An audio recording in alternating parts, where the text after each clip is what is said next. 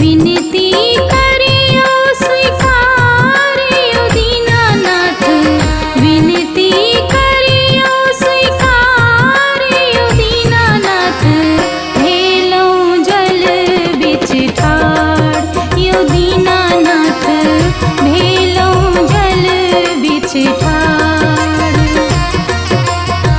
बांसे दोगे होइयो बहार यो दीनानाथ, बांसे दोगे होइयो बहार यो दीनानाथ, हटतै आब अनार यो दीनानाथ, हटतै आब अनार।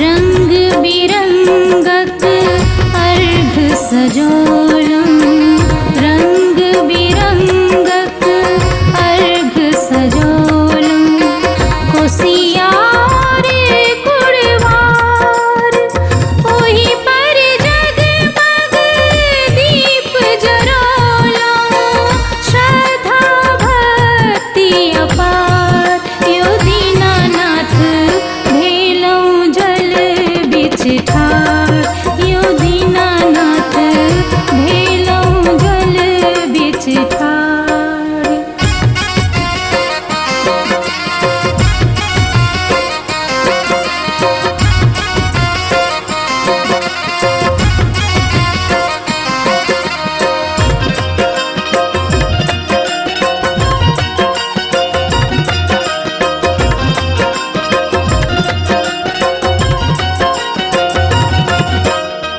सुपकुन सुपती ढाकन सरवा, सुपकुन सुपती ढाकन सरवा, मंडप अछि कुशियार, ठकुआ पूरी ठिकुरी खजुरिया, गुड़क बनल कसार यो दीनानाथ, भेलो जल बिच ठाड़ यो दीनानाथ, भेलो जल बिच ठाड़।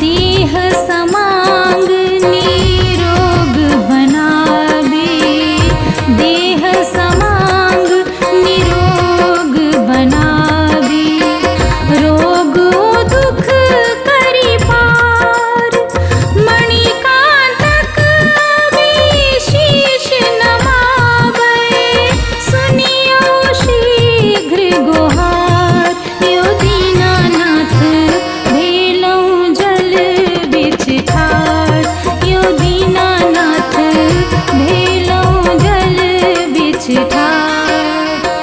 विनती करियो स्वीकारियो दीनानाथ, विनती करियो स्वीकारियो दीनानाथ, भेलो जल बिच ठाड़ यो दीनानाथ, भेलो जल बिच ठाड़। बांसे दोगे